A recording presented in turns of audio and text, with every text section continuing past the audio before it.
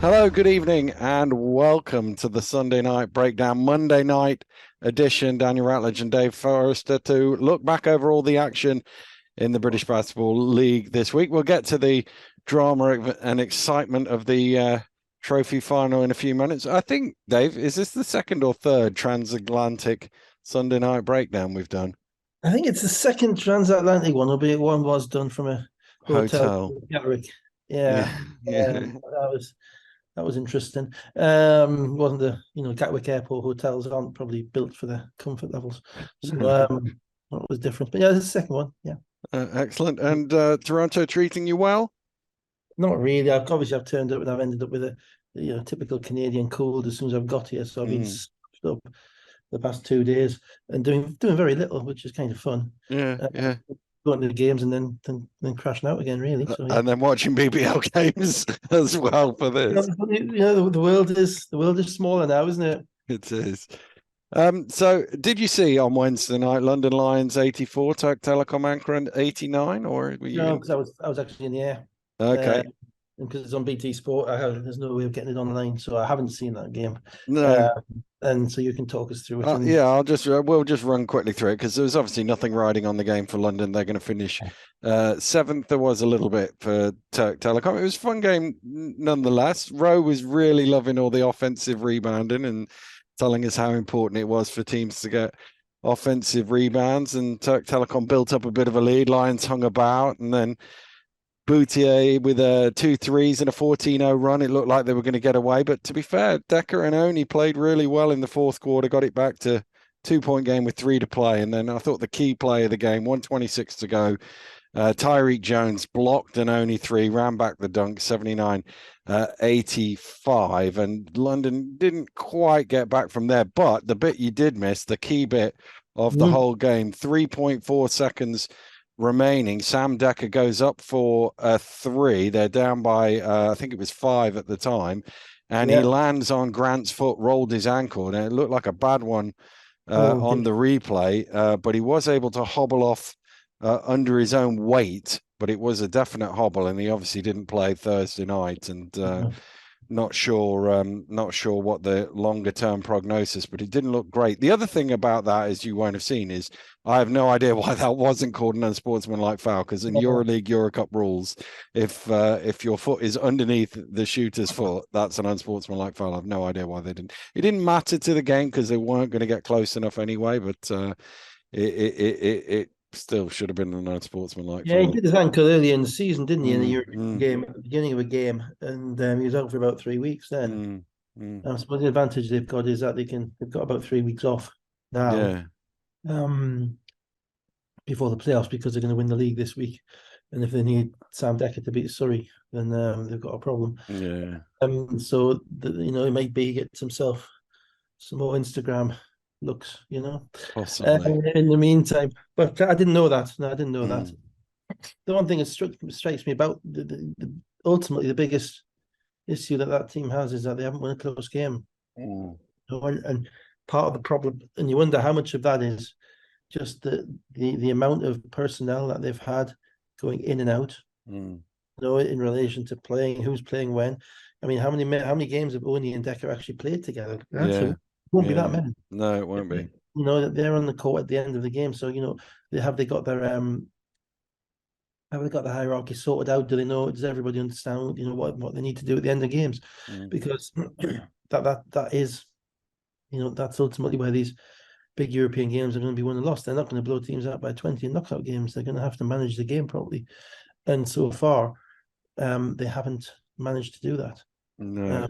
in close games at all. So what's their record? Is it what 6-11, something like that? Oh gosh, I haven't got it with me. It's something like that. Yeah, Yeah, yeah, yeah. yeah. Or maybe 7 and 10. Which is pretty probably disappointing. I think you would say, given that there's at least two teams there, they should be four, and they should be winning both games against. Mm. They haven't won many of those games in the vicinity where the talent level is. So they're gonna have to do a review of that as to why it is that they're losing close games, and particularly how the model works going forwards in relation to how, if you've got a squad of 16 players, you need lots of players to play in BBL and to play in Eurocup. Of course you do. You're bringing people in and out all the time. you know, do you need more of a definitive hierarchy in relation to you know, who's your closing five going to be? You know, by January you got to know who your closing five is going to be, who's your starting five. And I'm sure he does know that in his own mind, but it's one thing knowing it, it's another thing getting them the reps. Yeah. Because it doesn't play on time. And in reality, they're not getting many of those reps in the BBL. No. You know, they're not, and if they are getting those reps in the BBL, it's because there's a few guys not playing, and that's why the game is a bit close. Yeah. You know, so you're not getting the reps with the players that need them. So, and Kufos still isn't there, is that right? No. But Kufos has disappeared off the face of the earth as well. So, you know, there's kind of some questions, and there's a real risk that the whole European thing kind of just peters out. You know, and then you look back and you think we've played 19 games, we've gone 6-12, we spent a large amount of money, and what have we got really to show for it? Not that much, you know. Other than the fact that maybe you raise the BBL's profile in Europe, which is never bad. Yeah. And certainly I think our league has, in the eyes of a lot of people, kind of stepped above some of the other leagues that we were previously considered to be comparable to, and that is due to London and the in the way that they've taken that challenge on. But if I was looking at it as kind of a marketing man, as a businessman, somebody involved with London, I would think, well, we've just blown a lot of money on this team. You know, we're in the process of building something. You know, what is success? You know, what is the level of wins that we expect to have success? It'd be interesting to know what their kind of internal as to what they were expecting, because you know, unfortunately, you know, 6-12 or 7-11 or 8-10 in Euro Cup and the first round knockout isn't really going to have EuroLeague coming clamoring for you. Other than maybe potential, you know, maybe potential market, yeah. But it's interesting the game tomorrow night between London and Paris. Two markets that EuroLeague are very interested in. Put it that way. Yeah, fair. So we'll see, and we won't know who they're going to play in the playoff round until Wednesday night. Group A is still to be sorted out. My guess would be still Juventus Badalona, but we will see on Wednesday. Decker with 25 points, 4 of 8 3-pointers, only 21 points and 6 rebounds. Zubcic 14. There were 6 of 34 from 3, but only 10 of 21 from the free throw line. Buto with 21 points and 7 rebounds. Tyreek Jones 16 points and 9 rebounds. Michael Eric 13 and 5. 18 offensive rebounds and an incredible 27 second chance points from 18 rebounds. That is some going. Let's go to Thursday night. London Lions 100, Newcastle Eagles 69. Decker, obviously, with that ankle injury, was out for this game. Hamlet and French were out for Newcastle. Lions scored the first 8 points of the game, and to be honest with you, it's a bit of a slow procession. Newcastle never looked like they had enough offense to keep with them. Once it got to 10, it never went back to single figures. Once it got to 20, it never went under 20. Once it got to 30, it never went under 30. It was just a slow pull away, really. Well, yeah, I mean, they're missing Mockford as well, so 3 down, and they're already 1 import down anyway. So you know, 2 imports. So not only could they not kind of continue to score with London, as you say, but they really didn't have the bodies to expend much energy on defense. You know, and London were playing that game where it's not a bad setup actually to play 2 home games in a row, back to back, you know, because you come in, you've played the night before, you're comfortable, you've got your shots up, you've got your minutes in, you're in a rhythm, and you can come in the next night in the same gym, you're not having to travel, you've got a nice pattern, and you can just kind of fall straight into it. So as back-to-backs go, it's probably not the worst. But the reality is Newcastle just didn't have enough in relation to bodies. You know, if Darius is playing 30+ minutes, it's tough when Hamlet isn't playing, because I think he hurt himself in training. He got knocked to his head in training, so he's not playing. So there's 20 points a game. In fact, he dropped 30 on them in the week before, and then and French is obviously the preeminent defender. So basically, that Newcastle had to hope that London didn't make threes, and London did make threes. Game, and I thought they play. Newcastle played with a little bit of pride. You didn't see any quitting them, but it just wasn't close. It was 10 against 6.5 basically. Josh Moore got in the game, Sam Mamouni got in the game. I mean, these are the guys who haven't got in the game all season. Because that was kind of when Newcastle were on the depth. So there wasn't really that much to the game. Because as I say, London were able to play at the speed they wanted to, and once they knocked down shots and knocked down threes, and I think at one point they were like 10 of 18 or something like that. And Mosolwadi was knocking down threes, and Oni was knocking down threes. Then there was no ability of the Eagles to get any runs together. Darius was good, yeah. Huban with 19, Nelson was 17, Ward Hibbert and Solowadi with 13 each. So we're 14 of 33 from 3-point range in the end. They got 19 points off turnovers. 22 for Defoe. Johnson had 15. Kennedy and Gordon both had 10 points each, although 8 of 21 are combined. Let's go to Friday. Sheffield Sharks 72, Leicester Riders 64. Adekoya back for Leicester. Pipkin's very aggressive going to the basket early on, loving making some threes. A bit of a low scoring start, but not a tremendous amount in the early stages.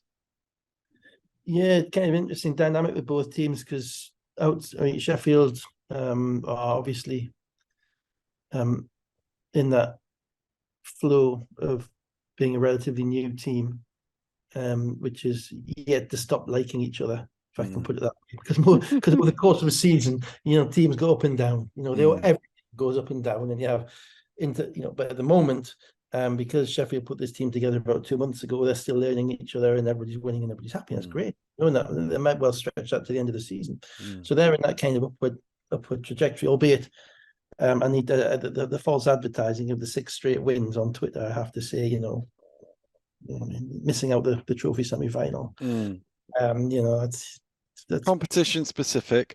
Well, it wasn't, was it? Though that was the problem. The tweet wasn't. Was it? But so yes. So we'll get on to our production assistant. Yeah, exactly. The Twitter thing. But no. So they're moving that way. Leicester are. They're not fighting themselves, but they're not as they were initially designed. And obviously, most of them have been through kind of the whole season now, and they know where they're going to be. They're just playing to get to the playoffs effectively, but obviously they're competitive as well. Sheffield starting, this whole absolute U-turn, going from gigantic to small, going from Del Pesce playing the 4 to Routinho playing the 4. Taking the pressure off Glasgow, so Glasgow doesn't have to run the point effectively by bringing in the point guard, and then you've got Nelson, and then you've got Pipkins as well, who's able to drive, and that means that Glasgow can come in and knock down shots, and and play without having to be worried about getting everybody else involved, and the energy that they've got with the bigs and Coke and Pesh, who are consistent in what they bring. So yeah, the game, there wasn't too much to the game. The first real run of it, Leicester were averaging a turnover a minute for about the first 12 minutes of the game. The first real run was a Sheffield 11-0 run to 18-8. And then for most of the game, it sort of stayed around 7 to 9 points. Sheffield occasionally got it into double figures. Leicester occasionally got it back to 3 or 4 or 5. But for most of it, it was somewhere around 7, 8, 9. And then I almost want to just let's get to the end, because Leicester have cut it back 2 minutes ago. It's 63-62. Nichols on the low block over Mackenzie makes it a 65-62 game. Adekoya gets called for an offensive foul for sticking his butt out. I think it wasn't. Yeah, it wasn't easy. I'd like to see the baseline camera on that one, because you can't really tell it from the side angle. Yeah, I've seen that call a few times this year, and I'm not even sure about the rule. Insofar as he's got the ball in his hands, so you can't illegally screen somebody when you've got the ball in your hands, because you're not screening somebody who hasn't got the ball. Mm. But I think there is a rule about not being allowed to kind of make your cylinder bigger, if that makes Yeah. sense. Yeah. To do that. Albeit it always struck me as a bit like, well, if you've got the ball in your hands, then that's your space, isn't it? Yeah. So I'll be guided by a ref on that one. Adekoya was interesting in this game. He didn't play that much, and then he played in the fourth quarter because Menzies didn't play in the second half, and he was a bit un-Adekoya like. He was a little bit quick. He got an offensive foul which he doesn't normally get. He ran somebody over on the fast break. Just looked like a guy hasn't been in rhythm. Obviously, he hasn't played for a while, so I thought you get him back in the game, you get him back in the rotation, but because he hasn't played for a while, you lose a little bit of what he normally brings. So once 1:29 to go, Delpesh rolls to the basket, gets an open layup, 67-62. Next offense down, Loving slips for Leicester, so they get slightly out of sync and they're forced to heave from near halfway on the shot clock buzzer. But Whelan with the offensive rebound, only to then turn the ball over. Nelson then misses in transition, but Sheffield with the offensive rebound, 50 seconds left to go. Fortunately for them, that actually Nelson missing, he didn't hit the ring, so it didn't reset the shot clock. They would have lost 5 seconds if it reset the shot clock.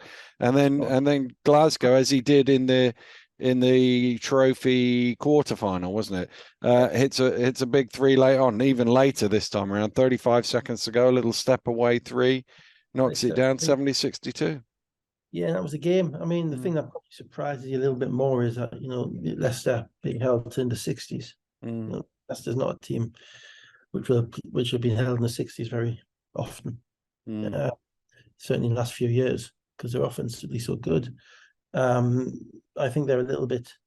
They've got people coming back. They've got a lot of moving parts. Some guy, Walsh has played at times and played quite well. Bowman's played at times and played quite well, but neither of them have actually nailed down an absolute kind of spot in the rotation. Love has been a bit hit and miss, so they haven't had that kind of backup point guard stuff that they've got last year from Connor and Kimball. Connor's not there and Kimball's starting, so so they haven't had that kind of consistency of what they were doing, and you wouldn't really know what their go-to set is, what the go-to players at the moment. They're trying to figure it all out. Sheffield, you kind of know what it is because they're going to spread the floor and they're going to ultimately give the ball to Nelson and Ramsey and let those guys kind of make plays. Nichols has been impressive coming off the bench. Obviously, he's been there 3 years and he's clearly a guy who is bought in because I think he'd started basically every game he'd ever been there for until 3 weeks ago. Until 3 weeks ago, yeah, he's coming in and he's picking his spots, and when he's on, he's a very, very smooth offensive player. Yeah, he is. He just has these games where he's not. It may well be that coming off the bench is actually a better fit for Sheffield because you're not kind of beholden and dependent upon him having one of his good games, and you get what you're going to get. And if he's flowing, then you ride with him. So that kind of works for them. No, they are. I mean, they're all healthy at the moment. They've got an 8-man rotation. They're clearly comfortable. They've beaten Leicester twice in a row. Which is, and they've beaten London. So who's to say they're not the best team in the league at the moment? That's the thing. They're good. As I say, I think they've probably got to get through the next few. They've got the wave. They're riding that wave at the moment. That wave it's natural in the BBL. You do drop off. You can't maintain that the whole time.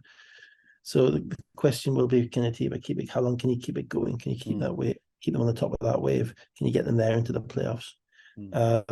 Because it's a season of dips and bumps and all sorts of stuff.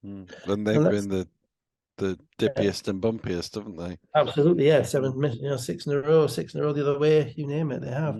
But they've changed, and ultimately they've got something which is attractive to watch, and people are bought in, and you can see how they're planning on winning. The first rule of BBL is you have to know how you're going to win. You can't just throw the ball up and hope you're going to have to have your way, and you have to be better at playing your way than the opposition is at playing their way. Yeah. So yeah, cool. Good win for Sheffield. Glasgow 15 points, 3 of 6 from both inside and outside the arc. Nelson 14 points and 7 rebounds. Nichols 12 points. They had 27 points from Leicester's 23 turnovers. Loving 18 and 11. Mackenzie 15 points and 5 assists.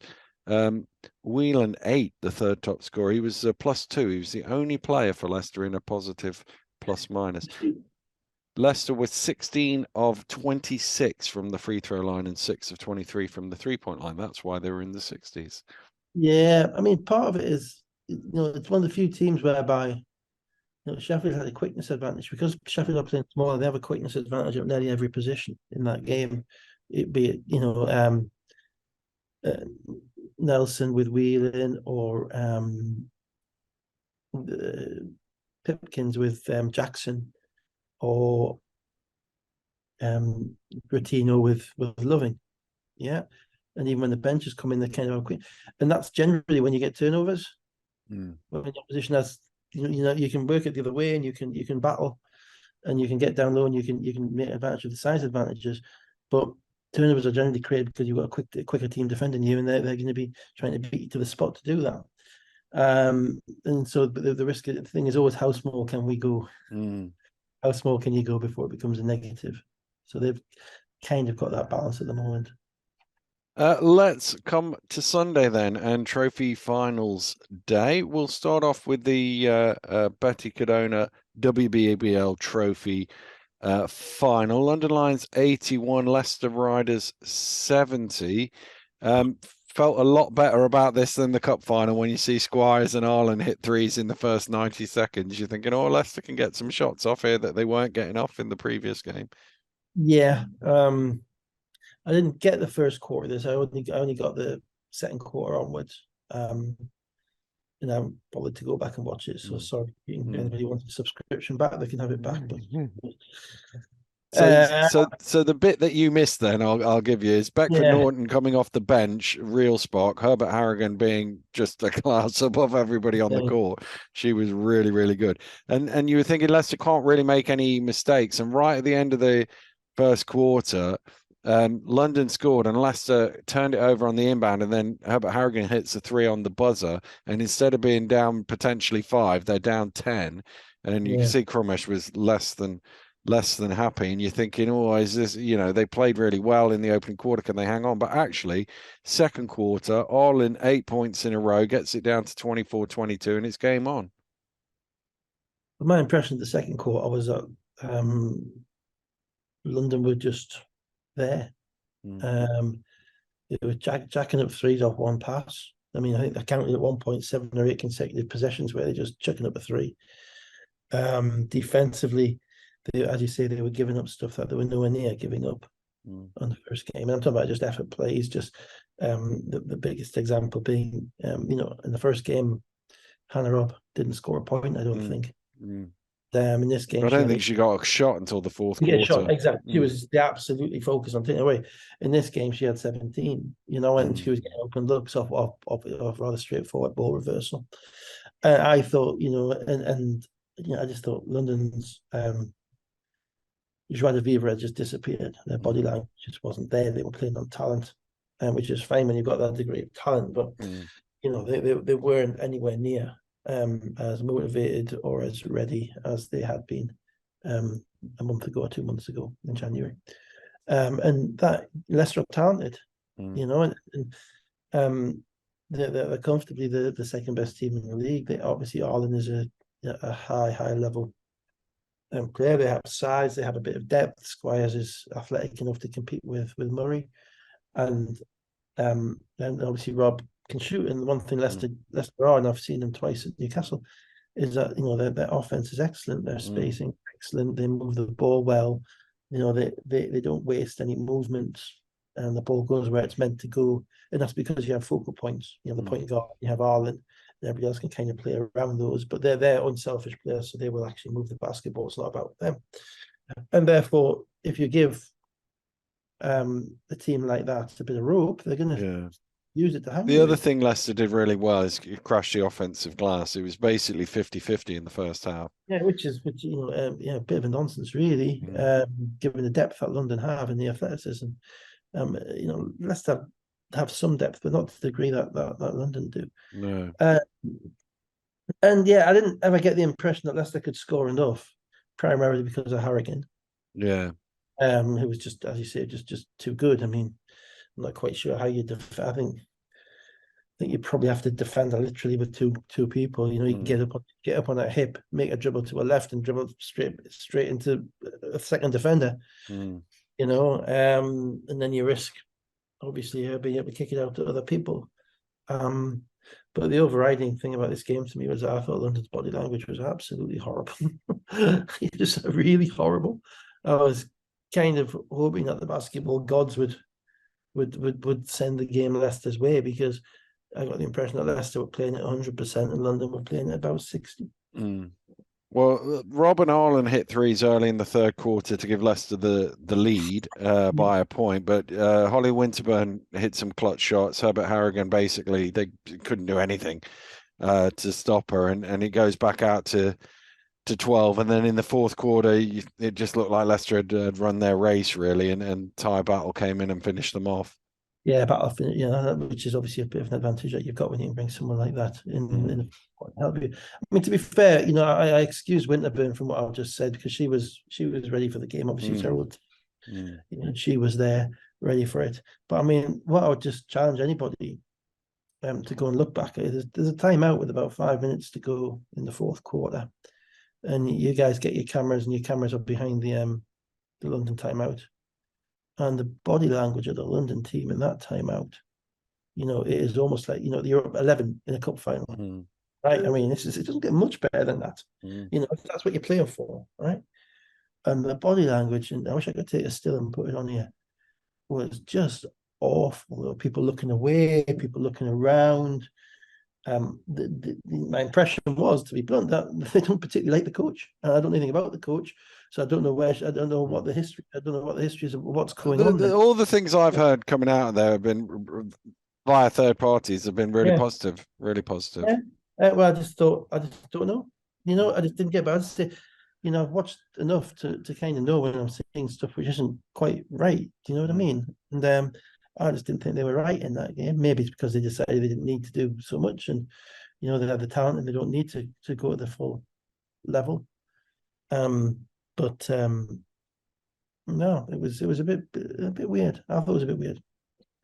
Well, Kiki Herbert Harrigan was the MVP of the game, a new cup trophy final, record of 33 points, 10 of 16 shooting. She had 7 rebounds and 2 blocks. Winterburn was 5 of 12 from 3-point range for 18, and Beckford Norton had 10. Arlen, 22 points and 14 rebounds, led Leicester. Rob was 7 of 13 shooting for 17 points and 4 assists, and O'Dwyer, 13 points, 10 rebounds.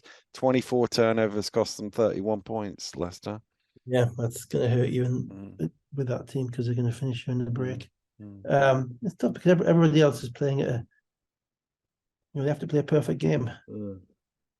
And it's tough because they're not really deep enough to play a perfect game. The players that can get on the court in WBBL games, when you can play your 9, 10, 11 deep rotation, you can't really do it against London. Because no team in the league has a rotation that deep that can compete against the 8 or 9 ladies that London are playing. And I'm sorry, excuse that. It's all right. He doesn't know how to hang it up there, does he? You can tell from his face. There we go. There we go. So while you're doing that, let's move to the BBL Trophy Final. Cheshire Phoenix 70, Caledonia Gladiators 73. One for the ages, really. Certainly the finish. No Ali Fraser, who we believe is having an operation today, I think. And sounds like he might not be back for the rest of the season. But those who are out there went toe-to-toe. Knicks with the first 6 points. Actually, Gladiators struggled to score in the opening few minutes of the game. I don't know if it was the it was the pressure of the occasion, rookie players, the big crowd, all of that. But it was a bit tense this game. It was aggressive, obviously, the way the teams played, the way they attacked the basket, but it was probably a bit tense. And Cheshire were just a bit looser in the early stages. Yeah, it's a weird sightline, that gym. Mm. We played there a number of times. He always used to play us there for the first game of the season to kind of pack it out. Mm. The sight lines are, because it's such a large building and they're so deep behind each end. Mm. The shooting sight lines aren't great. And what we saw in this game was, primarily there's a lot of attacking the rim. Mm. There's a lot of getting to the trying to create contact and that type of stuff. And Cheshire came out with a tweak of having Anderson guard Sloan, and cross matching basically, which was I saw the logic of that. It gave them a few problems with having to have a guard on Ross or Bailey, because obviously it makes it harder for you to play small. If you've got one of your bigs guarding a small, you can't really play small all over the rest of the court either. But yeah, it was tense. It was tense, and it's always going to be like that. Players need to get to the flow of the game, and the first quarter was basically noticeable by Larry Austin, having had his two cans of Red Bull before the game. Yeah. And playing at a speed and a mentality and an aggression which was far greater than anybody else on the court. Playing like a guy who wanted to become the first player in trophy history to win back-to-back MVPs, that's for sure. Yeah, I heard his stuff. Very impressive. Yeah. So Nick's edging away in the second quarter, but a couple of big threes from Fraser Malcolm in the corner, one from Bailey too, and they were able just to keep them in touch, and they were only down 2 at halftime, Caledonia. Yeah, they spaced the court really well, Caledonia, and the one thing about Cheshire is that they do cheat for steals. Yeah, they do. Yeah, they Evans, do. But that's why they've got I think it's the top 3 in the league in steals all play for Cheshire. Absolutely, yeah. Absolutely. Yeah, Evans and Austin in particular. What that means is you give up penetration when you don't get them. And what that penetration leads to is kickouts, and open threes, because you can't guard everything, The guy backline have to do that. And so you're right, it's as ever, it's a balancing the benefit as against the negative. And yeah, I mean, Fraser Malcolm in the corner, two massive shots, because that was a game which, if it got to 10, you were kind of worried for Caledonia. There's expectation there. There's a lot of there's suddenly 5,000 Scots people who've realised that they like basketball. Yeah. Or they might like it now. You've got the great and the good are there. They're riding on a bit of a high at the moment as a franchise because of the new owner and the venue on its way. And so the last thing that you need is a bit of a damp squib. And I was a bit worried that certainly if it got out to 8 to 10, then it might just be too big for them. But it didn't. And as you say, Malcolm made some shots, and they kept it close. But it was a bit of a bruising game, really. Yeah, it was. Ulf was rebounding. Ali Hodzic was rebounding in there. Austin was offensive rebounding like a power forward most of the game. And it was probably more a game for the purists in relation to effort as opposed to execution. I would say more effort than execution. Yeah. Start of the third quarter, Teague picks up his 4th foul. And the Knicks struggled without him. Bailey then led the Gladiators to a 10-3 running into the lead 49-53. Yeah, and that's the thing. You see, if you have Anderson guarding Sloan, then you need your bigs in the game to guard some of their bigs. Teague actually was really impactful in the game. He was. He has shown himself to be foul prone. Drew called his 4th foul spot on. It was a ridiculous foul at half court. Just can't do that, and not in a big game. You've got to be smarter than that. And obviously without Ocharobia, who's left, that leaves them a little bit short. It means that Ulf's not really played that much all season, and he again it becomes more of a brawl of a game when he's in the game, because he's rebounding and he's battling, but he's not a great finisher under the rim. So So it becomes even more about the physicality, and they don't quite have the spacing that they have when they have Teague in the game, and or Jack. And then none of the guards really took over the game on either team, you know. So, Archibald might make a shot, but then he would miss one. Evans would make a shot and then he would miss one. Austin, the same. Durham, the same. There was nobody who ever thought, all right, he's going to take this team kind of over. He's going to create the separation in the game. There wasn't that there. So it just kind of followed that pattern of, let's see what happens. Yeah. So basically, it was essentially sort of score for score, and let's see who makes the last shot. Let's get to. Jimenez made a couple of big shots. Again, but shots that you need to be made if you're Caledonia, because they really didn't get much out of Sloan the whole game. And Ali Hodge didn't finish particularly well, and even Bailey. I mean, I watched the game back. It was. I don't think I'm watching the game without knowing what the numbers were. He wouldn't have been my MVP. No.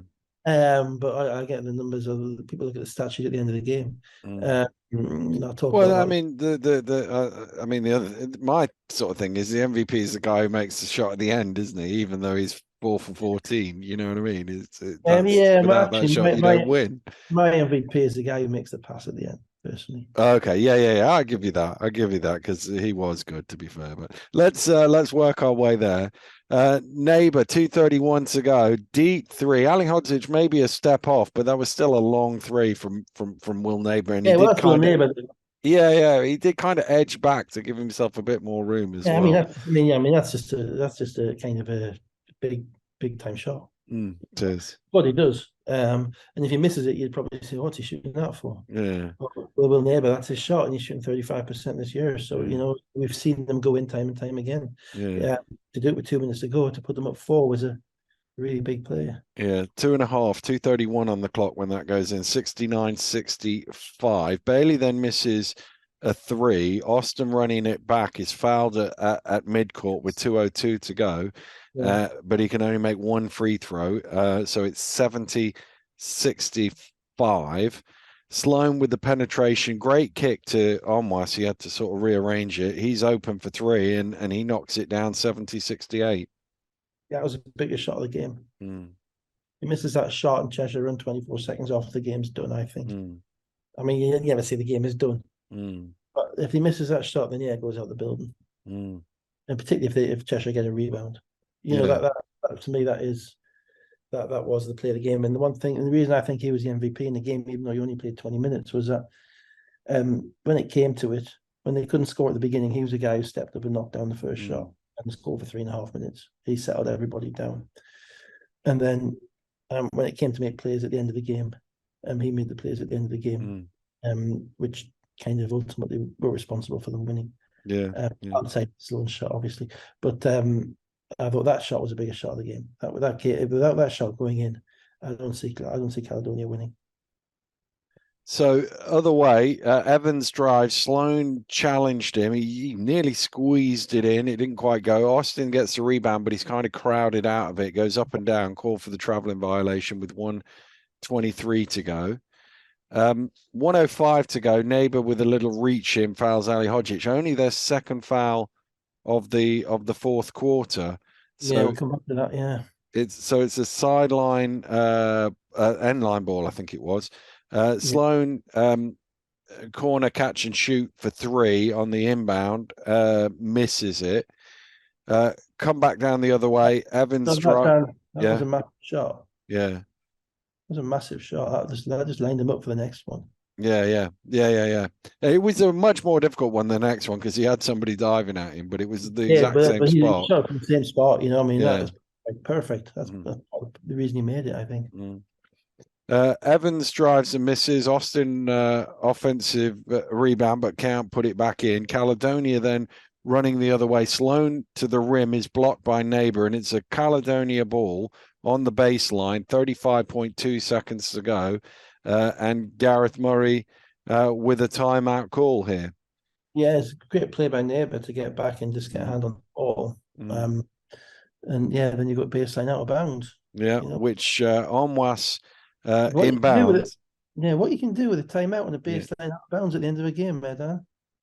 indeed. Yeah, yeah, yeah. Looking So back to the quarterfinal. yeah, indeed. So the Onwas inbounds it, and then he kind of sidles in as if he's got nothing to do with the play, but it's Well, Durham is setting the screen, and the defenders get slightly confused, and he's left wide open underneath for a lay-in. well, what happened? It's a play that everybody runs up the sideline, and they aim it. And what normally will happen is that the guy who inbounds it that way, who comes up, will circle outside and will come out for the shot. So Onwas will circle outside, but it's normally a guard. That's why it's normally a guard who puts it in. So it's a way of getting the point of the guard the ball back, as it were. What happens is Austin knows this, so Austin does something that we call top locking, whereby he gets on the top side of the screen. So Austin's guarding Onwas, but rather than actually guarding him being behind the basket, being basket side of him that you would expect to be, he gets on the top side of him so that when Onwas comes round to the top to collect the ball on the wing, he will be there. Doesn't have to fight through the screen. Well, what Caledonia do, and I assume it was designed this way because it looked like that, is that's a fake. You know, it's basically a fake. And the giveaway that it's a fake is that it's not a shooter coming round to the top. It's not a shooter coming off. So instead, Onwas rejects the screen. Now, what if Cheshire or Sharper should happen at this point is that Evans, who's guarding the screen, who's guarding Durham, right? Austin's on the top side. Evans should switch. So Evans should switch onto Onwas because Onwas hasn't gone that way. But Evans is caught just guarding the screen, just basically hugging the screen. Now, if you're hugging the screen, you're not guarding anybody, right? So instead of switching onto it, he leaves Austin to have to come right around the top to try and get back, where it's too late. Once makes a layup. So yeah, it was a bit of misdirection. It was a nice bit of misdirection play. Cheshire blew the coverage, because if Austin had just trailed Onwas instead of top locking him, then he would never have been open. But maybe Gareth had seen something earlier on, which is that this, or in the video, this is the way that they guard this. So this is our counter to the way that they guard this. You know, and at the end of the day, you got a layup. Yep. You know, and you got a layup, and you got it in time to get the ball back. Indeed, because there's 31 seconds remaining, 70-70 the score. Timeout, advance the ball. Yeah, it's weird. Didn't get it. Why would you advance the ball? I suppose you advance the ball because you worry about an 8-second call. You advance the ball because maybe you've got a play that you want to run out of the sideline, which is easier to get into. But then against that, it's not a pressuring situation. The score's tied. You can't imagine that Caledonia are going to come out pressing, seeking for a turnover, an 8-second call them all season, so all game. So why would they do that now? And secondly, you know, it might take you a few more seconds to get the ball at the court, but you're still going to have more time than you had in the front court. And on top of that, you then, if you don't score, even if you do score, you're leaving them more time to score with the ball. You know, in a perfect world, you took it up there at the end of the shot clock, you get an offensive rebound, you lay it in on the buzzer. You know. And but even in a suboptimal world, you shoot with, I don't know, four seconds left. Takes 2 seconds in the air, it goes in, and you're giving them back 8 or 9 seconds instead of 15 or 14 seconds. Absolutely, yeah, mate. Yeah, I agree. So I don't know. I just thought, no, I can only think they had a play that they wanted to run from the sideline. From the game management perspective, it didn't stack up for me. The problem is that Caledonia came out in the zone. Well, they came out in a man and they showed man for about 3 seconds, and then they immediately kind of split. It's obviously something that they've worked on, that they're going to show man. And if you actually watched it back, and they don't immediately swap to the zone. They come out guarding people. So by the time you know, there's 2 or 3 seconds off the shot clock, suddenly they're in the zone, and you can see, and suddenly Cheshire have got 9 or 10 seconds on the shot clock, and they've got no idea what they're meant to be doing. You know, so that really, it's a heck of a brave thing to do to run to a zone at that point, because thing with zones is there's less accountability, there's less responsibility. Mm. You know, you don't want to be, less responsibility for boxing out, less responsibility for getting to somebody. There's always grey areas. Who should I have been there? Should I be somewhere else? Whereas if you're man to man, everybody knows precisely whose responsibility everybody is. Mm. So it's a really gutsy call, but the advantage of going to the zone is obviously it can throw off whatever the opponents are doing, and that's what it did. Yeah, that's what it did indeed. And then they ended up with sort of Teague at the top of the key, and he sort of heaved one up and missed. Anderson wasn't too far away from getting the offensive rebound, but it comes off his hand and out of bounds. And there's 15.2 seconds left in the game. We're still tied at 70. Gareth with a timeout. He obviously doesn't advance the ball because he wants the shot clock to be switched off, and they come down court, and Evans is harassing Durham, but the ball comes across to Bailey, pass through the legs. Sloan on the baseline, drives in, kicks out to Onwas, and then Sloan keeps going. Yeah, they ran a play. I mean, they ran a play. The play was to get Sloan the ball on the move. Mm. That was the play. Anything after that is it's get your score of the ball on the move, attacking the rim, and see what happens. Mm. The rest of it was the players. There were a few things that struck me about the play. One, sometimes you live by the sword and you die by the sword. And it was a massive sword that they had, to be fair. It was a massive sword that they had. It was a massive sword. Yeah, Johnny Bunyan and a sword, what I mean? I'm sorry, guys, no, just take the trophy. Anyway, I was waiting for him to stand up and say there can be only one.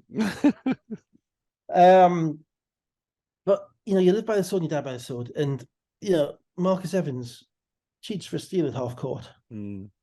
You literally get Durham has him on his back from half court. He does, yeah. Right. Now, why does that matter? That matters because Jamel Anderson's guarding David Sloan, right, on the wing. And Jamel Anderson, because Durham has a lane ahead if he wants it, because Evans isn't in front of him, Jamel Anderson gets distracted to worrying about Durham might just be going straight up the gut. Mm. And so when the ball gets thrown to Bailey and Sloan makes his backdoor cut, Jamel's lost. He's just turned his head. Just turned his head because he's sagged in just a little bit more than he otherwise would because of where Durham is. And the fact that Evans isn't in front of him. So it all comes from that. You say play solid defense. He didn't play solid defense. He got on the wrong side of him and halfway line. Then the two big guys do a good job because Neighbour and Teague react to Sloan. And Sloan makes a hell of a pass on the drive to get the ball out to Onwas. And this is where this is the MVP play in the game is Onwas not jacking that shot. Because Onwas is, we got 3 seconds left. Yeah. Ball's coming to him. The vast majority of pros I've been around, I think that 3 seconds is 0.3 per second. Yeah. And we'll chuck the ball up because in time, right? And he had the cojones to take a punch dribble. And credit to Sloan because Sloan did what all good point guards should do, all good scoring guards should do. He didn't stop when he was on the baseline. He relocated. And, Cheshire quite properly, because no one's guarding Sloan at this point. Because Anderson was meant to be guarding him, but Anderson's been blown off on the top side, right? So then he's been moved on to Teague and onto Neighbour. Well, they're both under the rim. So they're protecting the rim. So the ball goes out there. And because of the thing you just said about players thinking 3 seconds you're going to shoot, the defenders are thinking he's going to shoot, so their whole attention is we've got to run out towards him. Yeah, attention on the ball because what happens is Austin gets dragged to the ball. Austin's probably the one who could maybe get across there, but Austin's dragged out to Onwas. So for Onwas to show the presence of mind to take a punch dribble and then to hit Sloan in rhythm with 0.5 of a second on the clock. To have the confidence in his teammate to do that. Onwas' guy's been around, he's played around, he probably never won anything. To make all the plays he made in the fourth quarter of that game, and in the first quarter. I thought that was really, really impressive. That's what wins finals: pressure, presence of mind, stepping up to the moment. If David Sloan knocks down that shot, yeah, he knocks down the shot. But an open corner three to David Sloan is not far away from a layup. Right? He would be gutted if he did not make that shot. Now, obviously, there was no pressure on him in the last second of the game. Right? But if you told me before the game, David, you're gonna have an open corner three with 1 second to go to win the game, would you take it? He'd be, yeah. Absolutely. The pressure is, the people who deal with the pressure are the ones who get the ball to where it needs to go and let the guys do it. So then all hell broke loose. Obviously, your truck went up. You had shots of people jumping around everywhere. I mean, I suppose it's haven't won for 20 years. You kind of understand it. Yeah. Here's to another 20 years. Still on Sorry, the jocks guys. and the Geordies. Sorry, guys. No, our director Jordan did a fabulous job of capturing the emotion, not just of that sort of post shot celebration, but actually in the build up to it. For the last few minutes, there was a lot of really, because to me that's kind of the thing about live TV. That's kind of the thing about sport, and everybody talks to me, and people have come back and compared that shot to the Myers shot to win the league, and actually the thing that I always remember from that is the cutaways, the faces in the crowd, and there was some great faces in the crowd of this one, both teams as well. Credit to the Knicks fans as well. They're in great numbers in their t-shirts, and I've seen a photo, actually a really great photo, and they won't want to see it, the Knicks fans, but it's literally the ball's just gone in and the whole section is like this, and it just really captures the emotion of the moment. The shot is directly behind corner. But that's to me, that's the moment of sport, isn't it? That's the sort of, that goes in, and the wild elation, and it goes in, and the deflation at the other end. It is the sort of margins of it all in within a few tenths of a second. You have to remember the cup final this year, whereby you couldn't see anybody because everything was in darkness. So I don't know if that's because of the lighting in the arena, or because of the fact that maybe somebody realised that what they did in the cup final was an absolute disaster, in turning all the lights off, because you got so much more. It was so much more atmospheric. It was so much more. It was just so much better. As I say, the cup final was like watching a COVID game. It really was. So credit to that. It's still a bit too much kind of unnecessary music for me, but I'm old. And the problem is that you keep having, sadly, new people end up doing things time after time, a bit fresh to it, have their own little slant on things, and and I think sometimes you just need to let the game speak for itself. But no, I mean, if I was being slightly mischievous, I would say that ended up rather well for the league, didn't it? Yeah, it did. Yeah. 6,000 people, most of them Scottish, celebrating, the Scots winning their first trophy in 20 years. 3-point shot on the buzzer. Bit of 500 miles, bit of you take the high road, I'll take the low. And we've watched 250 games this year, and there's not one game being decided on the buzzer yet. Yeah. Not offensively. There's been a couple of shots on the buzzer, but I can't remember anybody making a shot on the buzzer to win the game. No. So that's the first time it's happened all season. Yeah. So the fix, it all worked. It was I'm not getting into that. It was a fabulous game. It was two teams slugging it out. It wasn't always the prettiest, but actually there's beauty in that as well. It was great. I actually enjoy watching Dave Ulf come in there and bang 8 bells of whatever out of Ali Hodgic, and Ali Hodgic give it right back to him. I enjoy that sort of like battle, and it doesn't matter that the teams didn't shoot the ball very well, because it was about, again, it's the occasion and the excitement, and actually the fact that there was a quote unquote home team helped, because if you've got, like you would have had in Birmingham, where there was several hundred Riders fans, there was some London fans, and then there was a load of people who basically picked when they turned up which team they thought was going to win. You don't quite get the emotion that you get where everybody who turned up picked the same side, you know what I mean? Except for I don't know how many hundreds of Cheshire fans. There were a lot of them there, though. I agree with that. I would say, the there's a couple, but the most memorable one I ever won was actually one which wasn't on TV. It was a two-legged trophy final at Sports Centre. Yeah. Plymouth, and it was the sweep season. We were 9 down after the first leg, and we came back. And the reason it was memorable was because it was as loud. It was loud. It was packed. 1,000 people at Central, and it was as loud as it's ever been. And and that kind of that partiality of the crowd made it did, because we're used to central venue finals. Yeah. Venue finals, you create your own environment, you create your own energy. But as certainly coming from Newcastle, a central venue final is if you're lucky 200 miles away. Yeah. Maybe Glasgow a little bit closer. So yeah, I agree. No, the other thing for the spectacle of the event, it was it was better for the Gladiators to win, because can you imagine the trophy presentation? If Cheshire had won, the whole building would have been empty. There would have been no music, no singing, no dancing. I don't watch nothing. any of that. So just from a TV point of view, all of that is beautiful pictures, great direction. And all looks wonderful. So sport is a TV show these days, so I have to look at it through the frame of a TV show. It was good. Yeah. Well, yeah. No. I thought it was great. Thoroughly enjoyed it. Yeah. And credit to Gareth.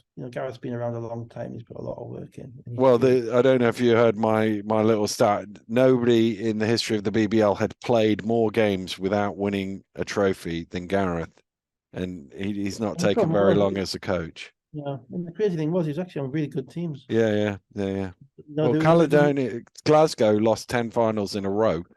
Yeah, between 2003 and yesterday, they'd lost 10 finals in a row, which at some point you sort of go, God, they must have been unlucky somewhere along the lines. There was a few of them, where they ran into you guys and they weren't at that level, but there were a few where they were, and then there was but I mean, with Gareth, I think Gareth probably started maybe 2006, 2007, so probably. So 7 of them he was involved. 7, yeah, he was involved in 7 of them.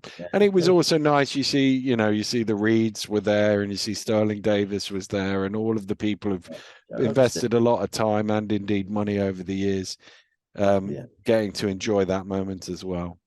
Yeah, well, it's about time. I mean, it's a remarkable situation that you can be in that many finals and not win one. The local average suggests otherwise. Because to get into a final, you've got to be a certain level of player. You've got to be a certain team, And I don't actually remember many finals where they just haven't shown up either. They've been at games virtually all the way through it. But, there is a thing, you get the benefit of just battering away at it. And as I say, Gareth and Johnny in particular, those two have, been doing this for more than a decade. Gareth for longer than that. And a nice little stat that Johnny and Keith were either side of that. It seems mad 20 years apart that they both won the final. But it felt like Keith was far better. I hope Johnny listens to this. Yeah, I'm sure he does. But to be fair, he couldn't dribble. Keith couldn't dribble. Yeah. Keith could just shoot. He could shoot. He was more of a point guard, I suppose. Keith was kind of the weak side shooter. But no, ultimately, I thought you guys did a great job, and it was an event, and that's all you can ask for. Now, the question is, how many such events are we going to have next year? We will find out. On what basis? Yeah, exactly. Now, we were the speculation, and it's difficult coming from that to say, we need to have one less final, having had a final like that, to be honest. But we'll see if that either changes or challenges any preconceptions in relation to what's going on. Because put it this way, you wouldn't have got that TV out of an All-Star game. No, you wouldn't. No. Top line. That is. Austin with 12 points, 10 rebounds, 4 steals. Evans with 12 points, 4 assists. Teague with 12.6 of 9 shooting, +7 in 24 minutes and 22 seconds. Bailey, 16 points, 8 rebounds, 4 assists, was the recipient of the golden basketball. Durham with 12 points, Ali Hodgetts 12 points and 8 rebounds. Sloan 11 points, 4 of 14 from the floor, 1 of 4 from 3-point range, but that one will be replayed for time immemorial, I think. Yeah, absolutely. Absolutely. So we've fairly rattled through this, Dave. We could be setting records for shortest ever here. No, we're not going to, Dan. Because there's a bit of news come out today. Okay. I want to have a bit of a word about. Before you do that, because I know what you're going to talk about, I'm going to run through the league table because I don't want to leave that at the end. So London, while you faff about with whatever you're faffing about with in the background, London are 26-3 now, so they are 1 win and 1 loss away from the title. Bristol are 21-9, Leicester are 18-9. So if London beat Surrey on Friday and Leicester beat Bristol on Friday, then London will win the league. If London win and Bristol win, then it will go to the Sunday game between London and Bristol down at the Wise. Manchester is 16-13, Caledonia 15-14, Sheffield now up to 14 and 16, and top 4 is not necessarily out of the equation anymore for Sheffield. Cheshire 13-15, Plymouth 10-17, Newcastle 7-21, and 3-26. Go on then. I'm assuming this is GB, is it? You wanted to talk about? Yeah, I'm really annoyed. Just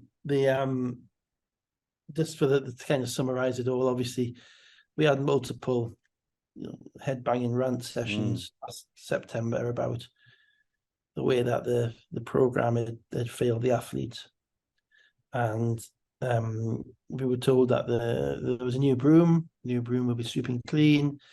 We were promised that there would be a report in relation to the failures of Eurobasket. We were effectively told that there was to be a new chairman, that the whole thing was going to be reviewed, and effectively things were going to get better. As a result of qualifying for the second phase of the World Cup qualifiers, we now are entitled to an invite to the Olympic qualifying tournament, which would likely, it's an Olympic qualifying tournament. It's quite a Byzantine process as to how you actually get into the Olympics. Yeah. But even so, it's games that would likely be played somewhere in the Far East in August of this year, which would allow for our players, particularly our players who we're hoping to take us forward, to obtain a substantial amount of experience at a high level of competition. And then particularly, I'm looking at the guys who played so well in Belgrade for a period of time.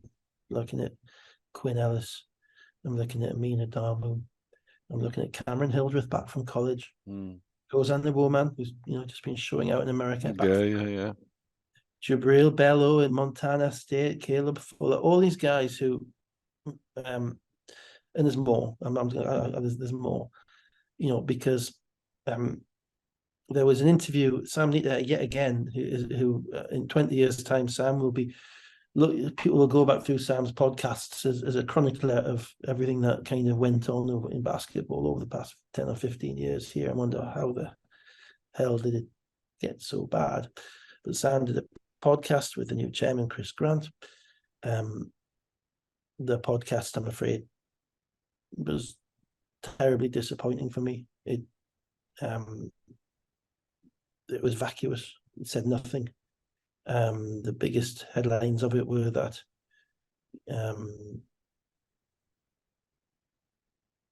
we've got somebody from water polo in to write for 3 months who's been at British cycling for the last 9 years, and she's going to write a report on how we're going to improve the program. That we got some money. Another thing was that he managed to arrange for the 3 heads of basketball, England basketball, Scotland basketball, ways to get together and write a letter to UK sport. Well, I mean, I could do that. And then it was just a lot of fluffy waffle in relation to how basketball is a sport which everybody enjoys and can help kids with maths and isn't it good that Chantal Handy is a good artist because she can help us out with providing some value to the hotels that we're staying at, and just stuff which was nowhere near the targeted performance-driven stuff that I was expecting to hear. There was no mention of any players apart from Dan Clark, who's no longer a player. Neither of the head coach, who was apparently still in the 8th ranking, or Mark Stootle were given a mention by name. And when Sam asked the multi-million-dollar question at the end about, well, what's happening with the Olympic qualifying tournament, we just got some more waffle about maybe we'll have some camps in the summer. And quite clearly to me at that point, it was clear to me that we're not going to be going. And what frustrates me about it is that we're a year on, we will be in August, we'll be a year on from what happened last September, what happened in Eurobasket, where a team which had played with a tremendous amount of guts 2 weeks beforehand against Latvia and Newcastle and nearly beat them with Porzingis and all. It ended up so ground down by the mess of the organisation that 2 weeks later, they couldn't score a point against Estonia in the fourth quarter or something similar, right? Absolutely devastating, right? A team who'd had basically all the spirit absolutely shook out of it by the, we read, if you remember, we went into emails being sent the night of the night of the last game and all sorts of stuff. The most horrendous mismanagement. Out of that, we've had no report. We've had nobody who's fallen on Johnny's sword. We've had no changes. We've had no acknowledgement of fault. We've had no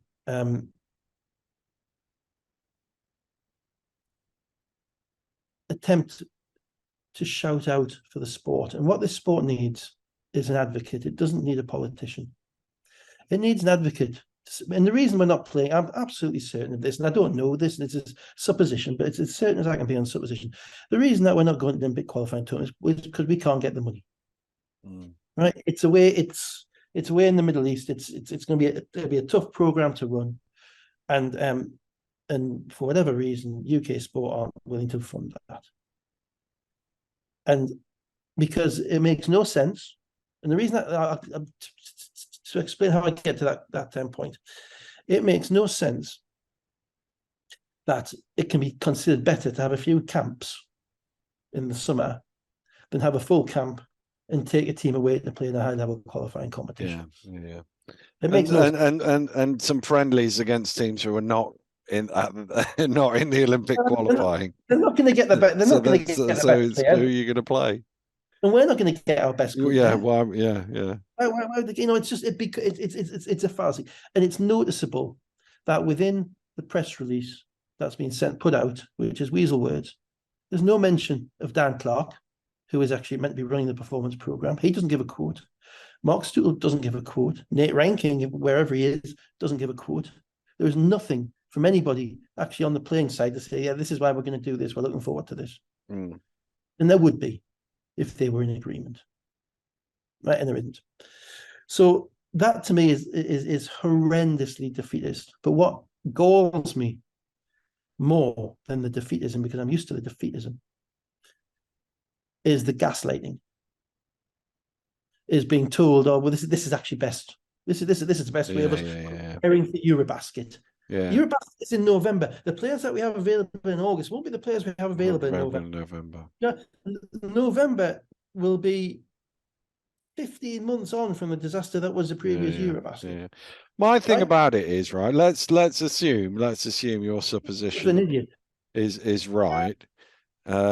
In that the reason we're not going to it, and it's a reasonable supposition given the history of the funding in this country, the reason we're not going is because we don't have the money as a sport, and we're not being given the money as a sport, because UK sport look at it and go, you're not going to qualify anyway, so what's the point? Let's just say that's a reasonable, based on 17 years of watching what's happened, that's a reasonable assumption, I think, for any of us who've been watching for 17 years to come to, is actually what the press release should say is, we want to go, but we haven't got the money, and UK sport are not giving us the money to potentially qualify for the Olympics. Because whatever we think of the level of talent that we have and the chances that we have and whatever teams we might be playing against and blah, blah, blah, blah, blah, that is a route to the Olympics. And the whole funding from UK sport is driven by qualifying for the Olympics and winning medals at the Olympics. And if we are not being given the chance to qualify for the Olympics, and we might think it's a remote chance, you and I might well agree that it's a remote chance that we go through the Olympic qualifying tournament and actually make it to the Olympics, but we are not being given the opportunity. And if that is because UK sport is not giving us the money, if that is the case, then we need to be saying that. Somebody needs to be saying this is not right. This is not what UK sport should be doing. We should be giving sports every opportunity, because it's Buttons money. It's absolute Buttons money in the I think it's 1/3 of $1 billion that they spend in every cycle. It's Buttons money to spend on one team going to wherever the hell this is for a few weeks and having a few weeks prep before that. It's tiny amounts of money that probably is, left over in a budget somewhere or other in a line that they haven't even thought about when they add it all up at the end.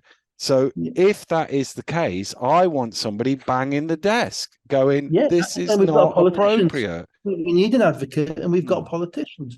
And this is the problem that you have when you have politicians and you have a board of 12 people, and everybody has their own little area to protect, and the people who are basically in, if I can put it this way, with the whole UK sport, the whole environment, who don't want to piss them off.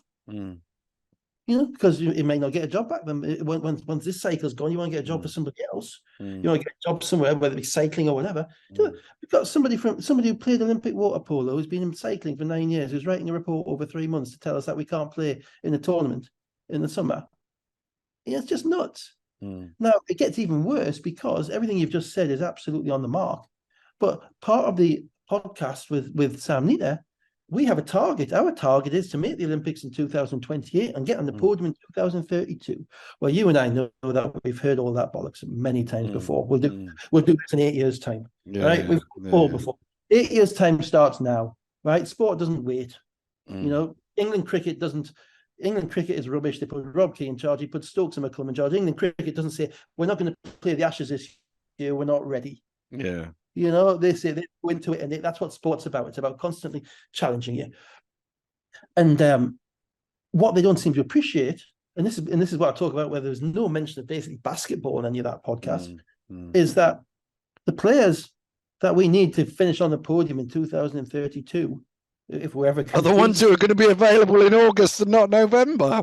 Yes, and even better, we know all of them now. When he's talking about, we've got to bring the right kids through. Look, the 15-year-olds and 16-year-olds in our system, they're not going to be ready to help us win the Olympic medal in 8 years' time. Maybe one or two will. One might, One or two will. Yeah. But basically, who is it? Who's going to be? It's going to be Cameron Hildreth. It's going to be Tozani Woman, 31. It's going to be Amin Adamu, 31. All these guys who will have had years and years of Quinn Ellis, 27. People who've got years and years of experience, who've grown together as a team, who've been through the battles. That's what it does. And on top of that, what really annoys me even more is that look at what Luke Nelson's done for GB. Every time he's been required, he's been there, right? There's Luke Nelson's chance of playing at that level, chance of playing in the Olympics. Now we say, we're not going to play, we're not going to win, we're not going to get to the Olympics. Well, who knows? Who knows when you put a group together? If you get the right group together with all the talent, because we weren't going to get to Eurobasket last time. That wasn't going to happen. And then Luke Nelson lays in on the buzzer, and we go to Eurobasket. We beat France and we beat Germany. And it all depends on who's playing on each team, and it depends on the NBA cycle and all sorts of stuff, right? There's a British kid here in Toronto that no one's even bothered asking to play. I'm quite sure he wouldn't, but no one's ever bothered. Would you hand in the Hobie, no one's ever. There's just no interest. And the mentality, the defeatist mentality, the politician's mentality. If you went back to what we said in September of last year, right? Basically, what we said needed to be done, and it got a fairly positive press, I think, a fairly positive acceptance of the few diehards who listened to this. If you go back to everything that we said it's almost the opposite. We've had nothing. We've had a review. We've had, Chris Grant was saying, "Oh, and the thing is, right, 21 weeks, 21 weeks." Yeah. The thing is, right, we just like to sit and talk about games. This is the whole point of this point, is sit and talk about games. And the problem is, we got to a point last year where we couldn't talk about games without talking about why the games were what they were. So we didn't.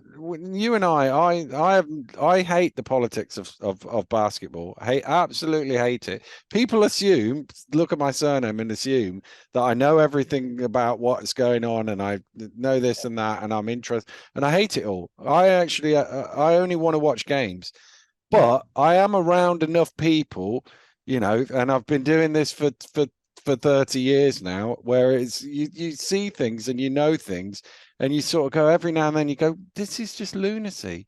We're just repeating the same old crap over and over again. And the thing is, we're now having the same rants we had last summer, and it's like, for what? And then actually, if we'd done this podcast 6 years ago, we'd have probably been having the same bloody rant then. And it's sort of like, and this is the thing. I went on Twitter the other day, and I sort of sarcastically said, when and forgive me, I forget the lady's name who's been appointed performance director or whatever her title is. She's only got 3 months, to be fair, and I don't have anything against her. She's just going to. I don't know who she is, and I'm sure she'll be great, and I wish her all the best. Right? Well, Dan, if she's only doing it for 3 months, if she's only doing it for 3 months, there's no accountability. It'd be forgotten. Yeah. It doesn't matter. She's not connected to it. But my point was, what do we not have anybody in basketball who can do this? We don't have anybody in the world of basketball that can do this. And I got the usual response that you put like that, which is, oh, well, little sports often do this, go and get from bigger sports. By the way, cycling's been an absolute shit show in recent years. Side note. Not saying that she has anything to do that, but if you're saying, oh, we'll go and get the great and the good from a great sport like that, cycling's not exactly covered itself in glory in recent years in terms of what happens in governance, not on the track. But, and again, that's no aspersions on her. I don't know what she did. I don't know anything about her.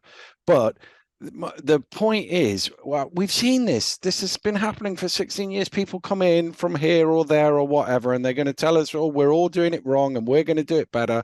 And then a few years later, they haven't done it better. And then they go and somebody else comes in and they tell us they're going to do it better. And then, and there is nobody can convince me that there isn't somebody, Mark Clark, in the sport, who doesn't have the ability to do something at that level, or Dan Clark, or it doesn't have to be Ella Clark. We'll have all of the Clarks. You know what I mean?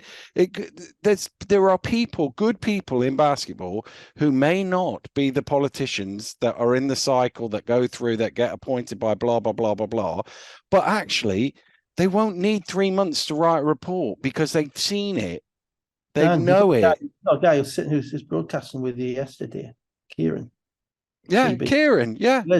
You got Drew and Mike, who played in the European. I mean, I'm just using these guys because they're on the telly. Yeah. Who talk with an athlete's perspective, but with enormous amount of perspective on the whole thing, right? The whole nonsense. The bottom line is that we are involved. And Kieran is a great example, because look at all the stuff that Kieran does. Everything. He seems to be involved in everything, and he's done the FIBA timeout thing.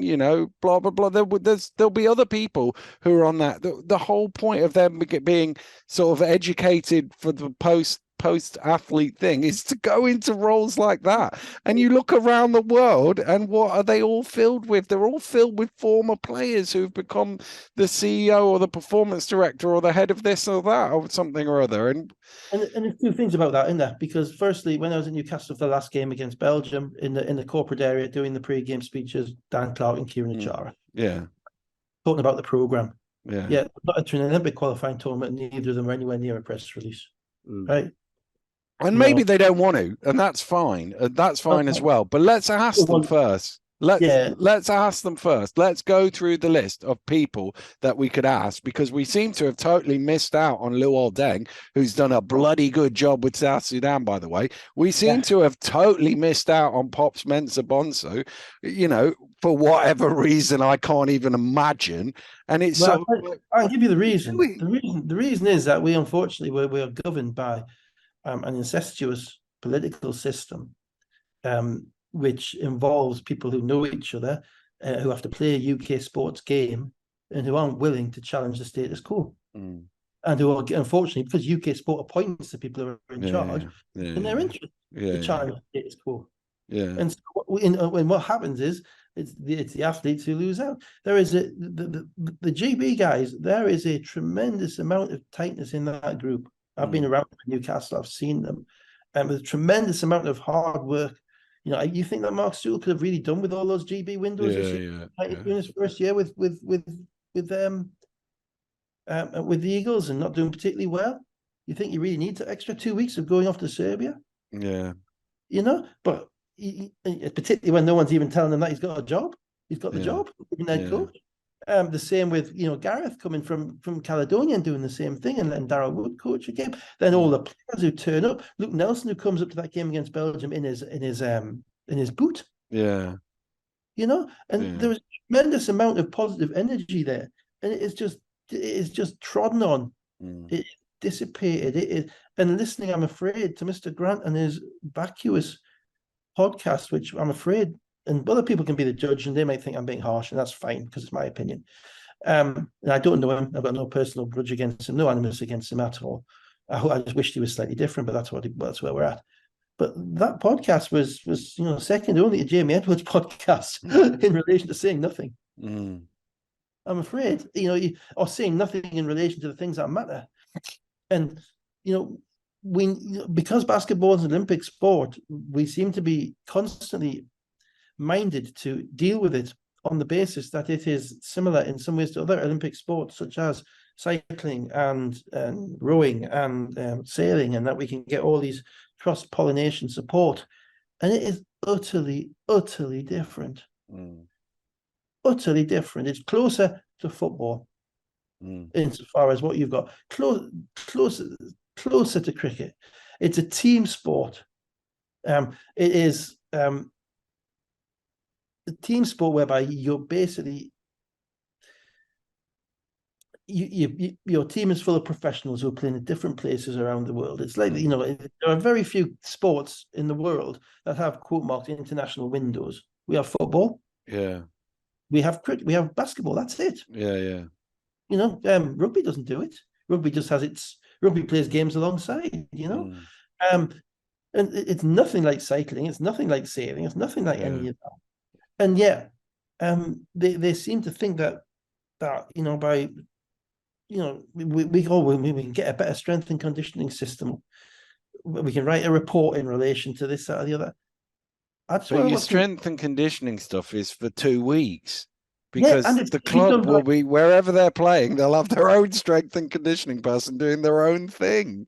Exactly, which is why I come to the point. What is written in these reports? What? And this is a question. It's a genuine question, right? It's not a statement. Because I cannot get my head around what it would take, what would go into a report in relation to British basketball, which would take 3 months to write. I just don't know what would be in it. I mean, particularly if you're talking from somebody who doesn't know, if you take away all the team aspect of it. So the person who's writing it doesn't know the players, and doesn't know the sport. So what generic information can you usefully? Well, you would presume in that situation, or I would presume in that situation, that it would be about governance and structure, of which we have very little, so it wouldn't take very long to go through it. We have very little, and in many ways we also have too much. I meant in the British basketball as opposed to England, Scotland, and Wales bit as well. This is an organisation which needs 8 teams. It needs to put the 8 teams on the court. You know, I mean, what, you know, we can have as much human resources success as we want, but that ain't going to change. But this isn't cycling whereby you put a guy on a bike and if he's faster than the other guy, he's in your team, and then you give him the right food and you don't let him walk to work and you do all that stuff, and you basically change him into a cycling machine. It doesn't work like that. You 24, 52 weeks of a year. Yeah. It doesn't work like that. It's utterly different. And what they're doing is, I would like not entering that tournament and not complaining about not entering that tournament is utterly indefensible. And saying that we're entering this we're not entering this tournament because we think it's better that we don't. It's just it is. I'm afraid, you know, everything I know tells me I'm being bullshit. You know, and that is hard. And that it just, and I get that there's probably nothing else you can say. Yeah. You know, because that's the position that he's in. But that's the whole thing is just so rotten to the core. And all the things that we were promised that they said would happen at the end of last year, nothing of it's happened.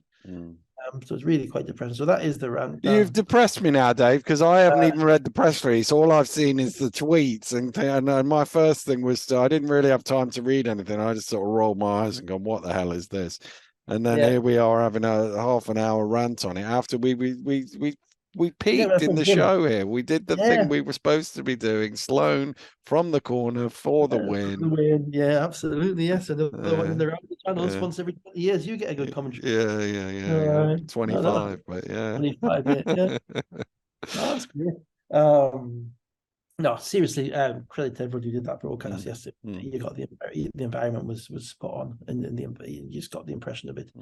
And hopefully it will open some doors. You know, well, we will see. And Dave and I will park it for this week. And I actually think we might be on Monday Night Breakdown again next week, because I think I'm in East London on Sunday. I am East London Phoenix versus Worcester Wolves on the BBC Red Button. If BBC Sport website, if people want to watch that. Text me 10 minutes before the game starts so I can remember not to watch. You'll be watching the BBL stuff that will be going on and filling in the gaps that I'll have next Monday. So we'll be back again in a week's time, probably on Monday night to do it all over again, minus the GB rant, unless something mad happens again in the next 7 days. But have a great week, everybody, and we'll see you next week. Goodbye.